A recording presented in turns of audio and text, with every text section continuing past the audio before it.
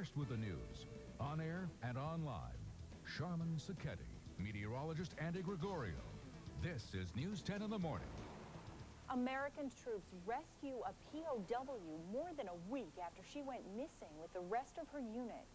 Good morning. It's Wednesday, April 2nd. I'm Sharman Sacchetti. Thanks for joining us for News 10 in the morning.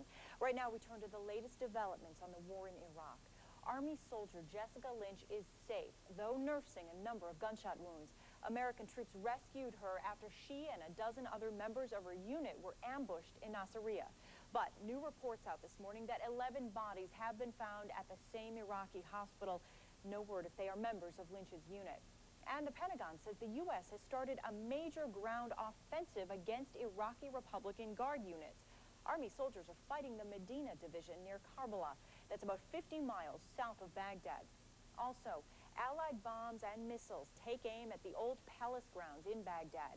That's the ceremonial seat of the Iraqi government, but it's also a base for Saddam's Republican Guard. Meantime, Saddam Hussein has also issued 2 new statements. For the latest, we go live to reporter Adaora Udoji in Qatar.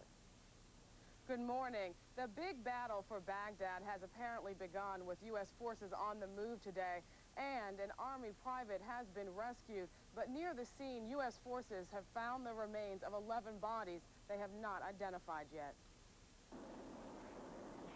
The U.S. crackdown on Iraqi militiamen has raged for days in the southern city of Nasiriyah. In the midst of this, sources tell ABC News that U.S. Special Forces working on a tip swooped in and rescued 19-year-old Jessica Lynch, an Army supply soldier who was injured and taken prisoner after her convoy was ambushed 10 days ago. The soldier has been returned to a coalition-controlled area. More details will be released as soon as possible.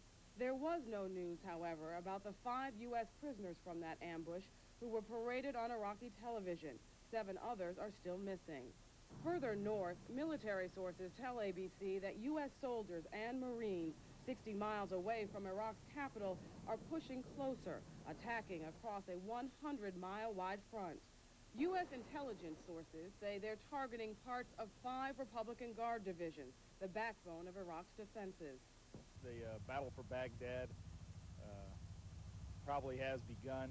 Satellite images show that inside the city, coalition airstrikes have systematically destroyed Iraqi government buildings. Sources say the air campaign may have maxed out, and now it's time to go after Iraqi soldiers on the ground. Coalition officials say they're already making progress against Saddam Hussein's most ruthless loyalists. We're attending to the irregular forces who at times have been venomous in their resistance. We've changed that. Bismillah ar-Rahman ar-Rahim. Saddam was expected to address the nation. Instead, a defiant spokesman read a message he says came from the president, urging Iraqis to fight a holy war against the aggressors. U.S. military sources are telling ABC News that some Iraqis are starting to help the coalition. In one incident, they say villagers in western Iraq led them straight to a hospital full of hidden weapons. Adaora Udoji live in Doha, and now back to you. More news in just a moment, but first, here's Andy with your day-ahead forecast. Alrighty, Sharman, cool and cloudy now, turning wet later today. We're at 33 degrees here in Albany, Pittsfield at 32, up to the north, Glens Falls 31, Bennington 33. Through the midday hours, look for clouds and cool temperatures, 37 by noontime. After that, in comes the light rain. Late day temperatures here in Albany for that drive on home in the lower 40s. Sharman? Andy, thanks. The Bush administration is blasting accusations the Pentagon wasn't ready for resistance by Iraqi forces.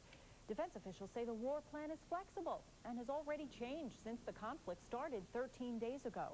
Also, Donald Rumsfeld is shrugging off rumors of talks with the Iraqi regime. There are no negotiations taking place with anyone in the Saddam Hussein's regime. The only thing that the coalition will discuss with this regime is their unconditional surrender.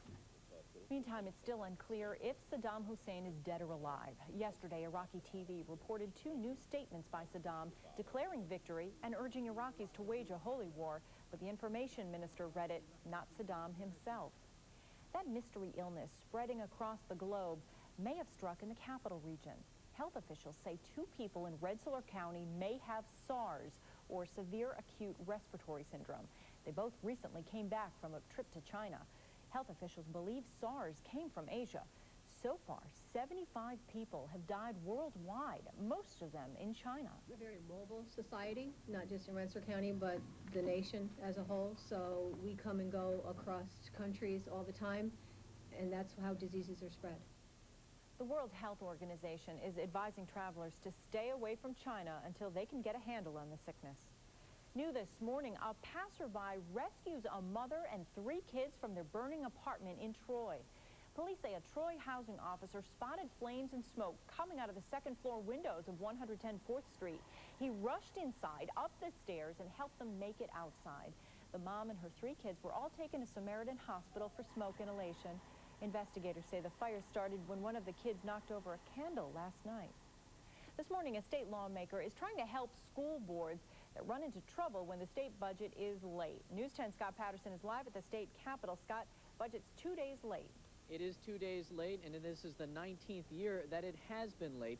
And what a late budget does for school boards is it forces them to guess how much money they're going to be getting. And as the days and weeks go by and no budget emerges, it becomes more and more problematic for school boards. That's why State Senator David Paterson is sponsoring a bill later today to protect school boards from the negative impact of late state budgets. In late April, school districts have to finalize the budgets they'll present to voters. If the state hasn't passed its budget by late April, school boards are forced to guess how much money they're going to receive in state aid. Guess too much, and teachers and programs will have to be cut. And even if the board guesses right on, the school still has to borrow money until a budget is passed and state aid starts rolling in. School districts are already nervous enough this year, with Governor Pataki proposing a $1.24 billion cut in school funding. Now, all schools in the state are required to hold a vote on their budget on May 20th. However, there is one school district in Monroe County that's saying it's not going to do it. It's not going to hold that vote until the state passes its own budget. The school board there could be removed from office by the state for violating the law, but school board members say that they're tired of waiting and they're tired of guessing. We're live at the state capitol. I'm Scott Patterson, News 10 in the morning. All right, Scott, thanks. Investors hope stocks are on the rebound after the markets post gains yesterday. News 10's Jane King joins us live from Wall Street. Good morning, Jane. Good morning to you, Sharman. Well, we are on the rebound here this morning. The market's pointing to a higher start to trading. This as U.S. troops pushing toward Baghdad, and the market's seeing that as a positive today. And the stocks, as you mentioned, were higher yesterday as well, especially in the last hour of trading. The Dow had 77 points to 8,069. The Nasdaq gained 7, finished the day at 1348. In local stocks, Charter Financial up 74 cents. Ausenta Date up 15 cents a share. Fleet Boston gained 67. M&T Bank up by more than $3 yesterday. Well, American Airlines will let go 20%. That's a total of 2,500 of its pilots as the airline struggles to save cash to avoid bankruptcy. Much of the job reductions will come through retirement. The cuts are part of the pilots' union's $660 million in concessions aimed at keeping AMR out of bankruptcy. By the way, American CEO Don Carty also accepted a 33% cut in pay and no bonus for the year. Continental Airlines, meanwhile, says it's going to trim more jobs than expected, and it will cut its summer flight schedule by 2%. For the first time, Wall Street is becoming worried about the SARS virus and the economic impact of this mysterious flu that started in Asia. Travel and leisure companies saw their shares tumble yesterday on worries that people will just stay home. And analysts say if the illness continues to gain ground in the United States, people may be more inclined to stay home instead of going shopping, and that would hurt the retailing sector as well. Sharman, back to you. All right, Jane, thanks. Now for a look at how your day is shaping up, here is Andy with today's weather. Alrighty, Sharman, for us it's going to be cloudy, cool, and turning wet. Let's take a look, though, first at some conditions over in the Middle East for today. We're looking at generally hazy, mostly sunny skies, temperatures in the lower 80s around Baghdad, mid-80s around Basra, and in the upper 70s across northern Iraq. But over the next few days, look for a big warm-up with temperatures getting into the hot zone from Baghdad on south. That means 90 or better by later this week and weekend. Matter of fact, some of the desert areas and around Basra could be near 100 on the weekend. We're nowhere near 100 right now here in Albany. We're at 33 degrees, 31 Glens Falls, Bennington 33, North Adams 34, Pittsfield 32. For the day ahead, lots of clouds through lunchtime. Temperatures then here in Albany near 37. After that, light rain rolling on in, continuing for the drive on home. Temperatures here in Albany by 5 o'clock in the lower 40s. But in general, up to the north, it's going to stay cooler today, and down to the south, it'll stay warmer. The reason why is we have a weather front stalled right across New York State. That's acting as a focal point for lots of clouds and precipitation. That's why we're going to see some rain coming in for tonight. You can see it on the regional radar. It has dissipated somewhat during the early morning hours, but look for it to redevelop as the day wears on, and especially by later this afternoon and tonight, we should be getting wet. Then the colder air begins to press on south during the day tomorrow, and that means generally rainfall continuing. But by later in the day, and especially tomorrow night, northern Mohawk Valley, northern portions of Saratoga County, looks like sleet, freezing rain, and snow. Generally rain from Albany on south, and everyone will see rain on Friday with a continuing heavier time. So for today, 43 with basically rain, giving way to a little bit of a mix up north tonight. Temperatures here in town near 33, 41 tomorrow with more rain. An icy mess up north Friday morning. Otherwise rainfall, heavy at times, 45. Showers on Saturday, drying out, more seasonable on Sunday. That's a look at your weather. Now we go back to Sharman and more news. Next up here on News 10 in the morning, today's modern medicine. Adults aren't the only ones getting plastic surgery these days. Teens are now going under the knife. A local doctor joins us to talk about what they're having done. News 10 is sponsored by Southworth Milton.